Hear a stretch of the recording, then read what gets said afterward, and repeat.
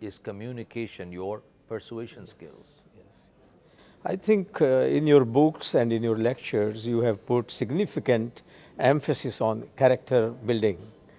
In that respect, would you please share with us your experiences in the social reform activities, like a film you made on HIV or the problems of premarital sex, or the one which we witnessed recently on the smoking? In fact, we have taken on a project on a national basis in India, and I was addressing a 22-country conference for schools. We're taking it globally now on prevention from active and passive smoking. Because, and we've taken it more so in schools, because studies show that 90% of people become smokers before the age of 19. Till this study came, guess who was sponsoring the world's greatest sporting events? Cigarette companies. Since the study came, laws in many countries have changed. They cannot sponsor sporting events now anymore. So keeping that in mind, that is the most vulnerable age. People are vulnerable because of peer pressure. Self-esteems are developing, not totally built up. Hence, they get caught many times on the wrong foot, and smoking, by the way, is the first step to drugs. So you want to go preventive, not curative. We have looked at it from a preventive perspective. And same thing with HIV. We have a similar video coming up, because studies show that 90% of HIV infection travels from three reasons. One is homosexuality, multiple partners, and drug needles. 90%. Less than 10% comes from parent-child, blood transfusion, or whatever. Now, if 90% comes from homosexuality, multiple partners, and needles, that means what? It is not a medical problem, it's a moral problem. So we need to come back to our basic values. Whenever we have traveled away from them, that is the time when each one of us has gone to our destruction. And I think breakdown of families because of premarital sex, extramarital sex, these are major reasons. And the so-called Western values, it's my life, many people have misconstrued as selfishness. It really means I am independent, but I am interdependent. When we say my life, it means I have unlimited potential, but it doesn't mean that I do what I feel like doing, because my actions affect you, your actions affect me. We are sharing this planet together. We are not living in isolation. Very true. So what we do impact the other person. And unfortunately, many times you hear parents telling their kids too, do what you feel like. Do what you feel like. The reverse is just as true. Like what you do, what ought to be done anyway, whether you feel like or not. Yes. Like what you do, what ought to be done anyway, whether you feel like or not. Does an athlete like to train every day? No, but that's important. That ought to be done, so he does it. Does a soldier want to go out every day, every time? Probably not. Does a doctor want to go every day? No, but he has to go because that's the responsibility. So we need to understand. I think we've got lots of misconceptions out there today. So many times we keep blaming our kids. I think the problem is not with the kids. Problem is with the parents. Yes. See, we have a program coming up on positive parenting. Good parenting may give headaches, but bad parenting always brings heartaches, and that is true. Very true, very true. We also witness in India a lot of unfair treatment of people with merit, and that old saying that it is the bad tooth which gets the gold seems to be working in India. Well, as I shared, you see, Wherever the system is messed up, you see, in a corrupt system, honest people have a hard time.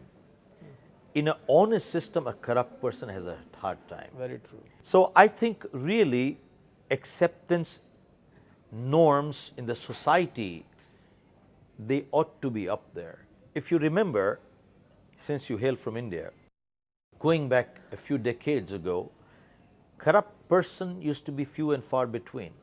And they used to stick out.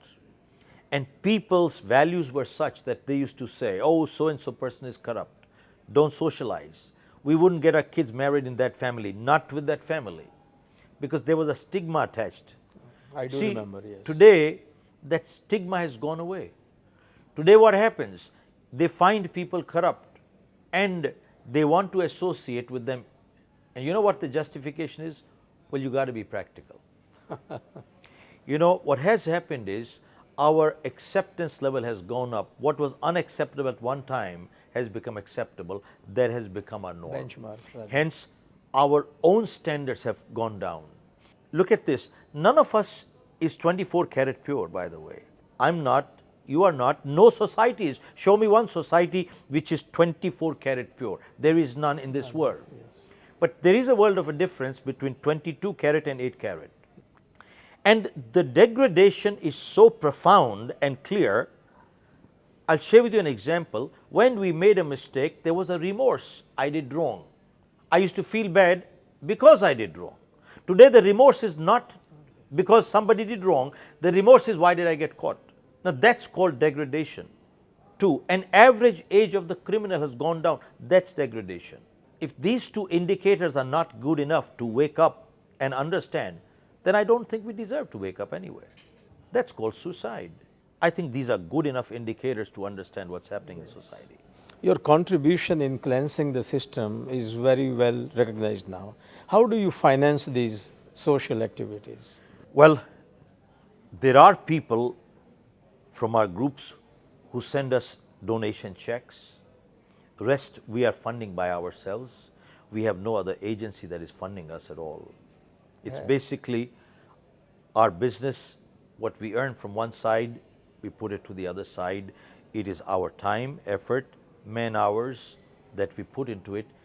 It's our own money and time that we are funding ourselves. And whatever comes from people, the groups comes as donation, that's what we take. You encourage participation from other people, like-minded people? Oh, absolutely. We do encourage people to come forward. Well, Mr. Khera, we wish you all the very best. It has been a pleasure speaking to you, and we look forward to you in Singapore very soon. Thank you very much. Thank you very much indeed. I'm grateful. We in Singapore believe that every breath Mr. Shiv Khera takes is full of inspiration for others. Would you please also share with us your experiences? Has been giving us a lot of good ideas, and what he told that naturally we were thinking that should we take out the 3 days to attend this workshop, but finally we took a chance, and now after attending this workshop we are deciding that at least in a year at least one workshop of Mr. Shiv Khera we should attend. It has enlightened our mind, given us so many good thoughts, like positive thoughts now are going in and negative thoughts are going out, and naturally once it is there, so you will get energized, and once you get energized, so naturally the productivity of yourself, of your society, of your country, that will boom like anything. Well, I would say that this is a program which I am going to remember throughout my life. Initially I was a bit skeptical about the period that I am going to spend 3 days.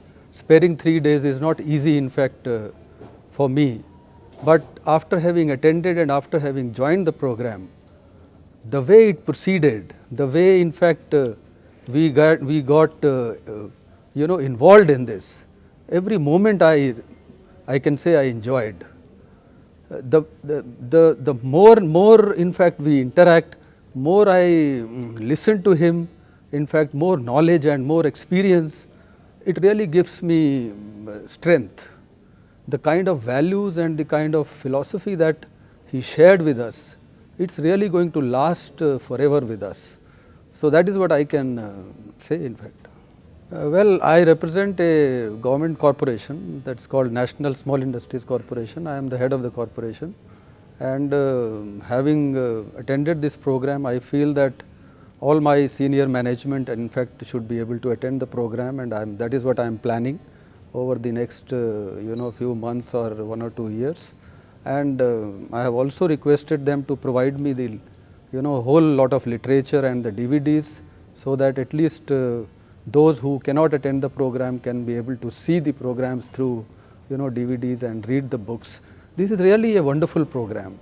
The kind of philosophy and the kind of message that it gives is, I think every person in the country should be able to attend the program. That is what my wish would be. I fully agree with you. Yeah, I have learned a lot. Thank you. Thank you very much.